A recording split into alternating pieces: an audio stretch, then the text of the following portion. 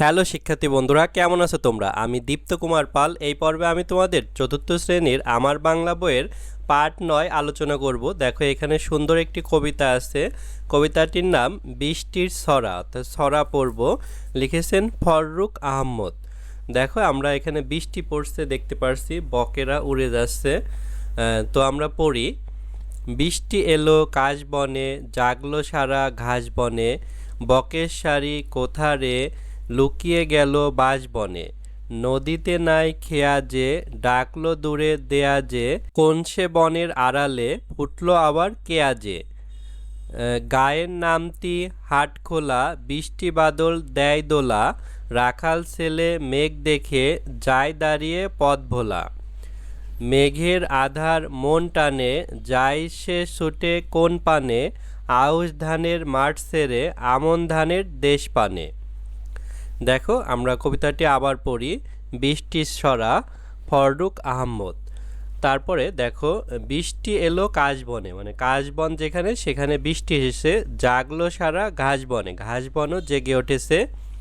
বকের শাড়ি কোথারে, লুকিয়ে গেল বাঁশবনে, অর্থাৎ এই যে বকের শাড়ি তারা বাঁশবনে লুকাইছে, কারণ বাঁশবনে বৃষ্টি একটু কম লাগে।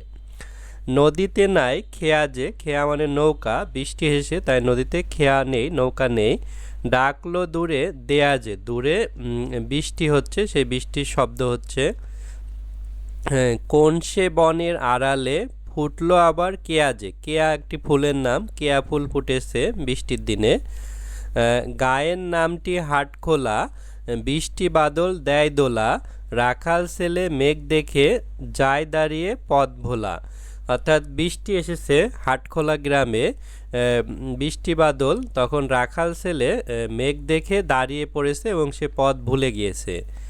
মেঘের আধার মন টানে, যায় সে ছুটে কোনখানে, আউশ ধানের মাঠ ছেড়ে আমন ধানের দেশ পানে। অর্থাৎ যেহেতু সে পথ ভুলে গেছে এবং সে ছুটে বেড়াচ্ছে, তাই একসময় সে আউশ ধানের মাঠে গিয়েছে, অন্য সময় সে আমন ধানের দেশপানে গিয়েছে। তারপর দেখো, এখানে অর্থ জেনে নেই।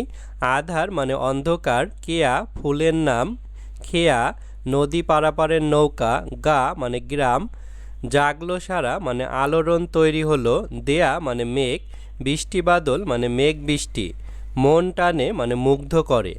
তারপর দেখো, এখানে অনুশীলনী আছে। ১ নম্বরে আছে বর্ণ বসিয়ে শব্দ তৈরি করি। দেখো, আ ডয়বিন্ড রয়াকার ল আড়াল, কয়াকার তালেবস্য ব দন্তের ন কাশবন, বয়াকার দ ল বাদল, রয়াকার খ ল রাখাল, রয়াকার খয়াকার ল রাখাল, আ ধায়াকার র আধার, তারপরে আ হস্যু তালেবস্য আউশ। ২ নম্বরে দেখো আছে নতুন বাক্য তৈরি করি, যেমন কাশবন, নদীর ধারে কাশবন আছে, আড়াল লোকটি আড়ালে চলে গেল, গা আমাদের গায়ের নাম মহেশপুর, ফোঁটা শরৎকালে কাশফুল ফোটে, অন্ধকার চারদিক অন্ধকার হয়ে গেল। তারপর দেখো, এখানে ৩ নম্বরে আছে প্রশ্নের উত্তর বলি ও লিখি। এখানে ৫টি প্রশ্ন আছে, এই প্রশ্নগুলোর উত্তর এখন আমি দেব। দেখো, কতে আছে বকের শাড়ি কেন বাঁশবনে লুকিয়েছে। উত্তর, কাশ বনে প্রবল বৃষ্টি এসেছে, বৃষ্টিতে ভিজে যাওয়া থেকে নিজেদের বাঁচাতে বকের শাড়ি বাঁশবনে লুকিয়েছে, কারণ বাঁশবনের আড়ালে বৃষ্টি ঠিকমতো পৌঁছাতে পারে না। খ, নদীতে খেয়া নেই কেন।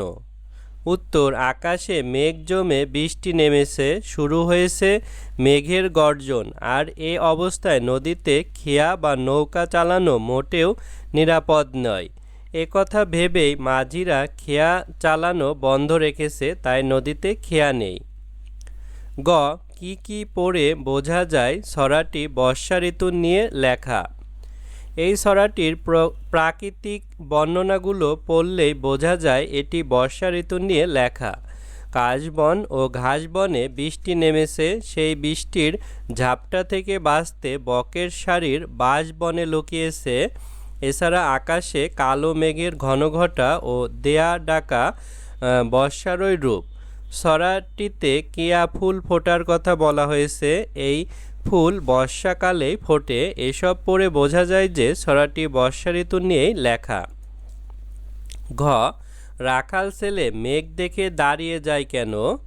উত্তর, মেঘলা আকাশের সৌন্দর্য এবং বৃষ্টির রূপ দেখে রাখাল ছেলে মুগ্ধ হয়ে যায়, যার ফলে সে তার গন্তব্যের কথা ভুলে গিয়ে দাঁড়িয়ে পড়ে। বৃষ্টির শীতল আমেজ আর মেঘ তাকে আকর্ষণ করে, সে যেন বৃষ্টির মায়ায় পথ ভোলা হয়ে যায়। উমো, বৃষ্টির সময়ে কি করতে ভালো লাগে? উত্তর, বৃষ্টির সময় প্রকৃতি এক অপরূপ রূপ ধারণ করে, যা দেখতে আমার খুব ভালো লাগে। বারান্দায় বসে বৃষ্টির ঝমঝম শব্দ শুনতে ভালো লাগে। কাগজের নৌকা বানিয়ে বৃষ্টির পানিতে ভাসাতেও ভালো লাগে। বৃষ্টির সময় আমার সবথেকে বেশি ভালো লাগে গল্পের বই পড়তে। দেখো, এখানের প্রশ্নগুলোর উত্তর আমরা পড়েছি। তারপরে 4 নম্বরে আছে গদ্যে লিখি। বৃষ্টি এলো কাশ বনে বৃষ্টি এলো, নদীতে নাই খেয়া যে, নদীতে যে খেয়া নাই, লুকিয়ে গেল বাঁশবনে। এটা সাধারণ বাক্য, এগুলো আমরা গদ্যের মতো লিখলে বাঁশবনে লুকিয়ে গেল এভাবে। ঘ, যায় সে ছুটে কোনখানে, এটা গদ্যের মতো লিখব, সে কোন জায়গায় ছুটে যায়। তারপরে উমো, ডাকলো দূরে দেয়া যে, দূরে যে মেঘ ডাকলো। চ, ফুটলো আবার কেয়া যে, আবার যে কেয়া ফুটলো। এভাবে 5 নম্বরে আছে প্রথম লাইনের সাথে মিলিয়ে পরের লাইন লিখি। ওই যে দেখো গাড়ি চলছে তাড়াতাড়ি, এক যে ছিল রাজা খেতেন শুধু খাজা, গাছে সবুজ পাতা মেলে হলো ছাতা, আমার মাথায় চুল কানে গোজা ফুল, ওই দেখা যায় নদী চলছে নিরবধি, এসো আমার সাথে হাঁটতি রেখে হাতে। তারপর দেখো 6 নম্বরে আছে শব্দ সাজিয়ে বাক্য তৈরি করি। হয় বর্ষাকালেই বৃষ্টি বেশি সাধারণত, এটি সাধারণ আমরা লিখেছি সাধারণত বর্ষাকালেই বেশি বৃষ্টি হয়। তারপরে গরমে বেশি বেশি পানি পান করা দরকার। আমরা একই বিদ্যালয়ে পড়াশোনা করি, অনেক দিন পর তোমার সাথে দেখা হলো। তো বন্ধুরা, আজ আমাদের ভিডিও এ পর্যন্তই। আমাদের 4র্থ শ্রেণীর একটি অনলাইন ব্যাচ আছে, সেখানে তোমরা ভর্তি হতে পারো। এছাড়া আমাদের ইউটিউব চ্যানেলেও নিয়মিত ভিডিও আপলোড হবে, তাই চ্যানেলটি সাবস্ক্রাইব করে সঙ্গেই থেকো। ধন্যবাদ সবাইকে।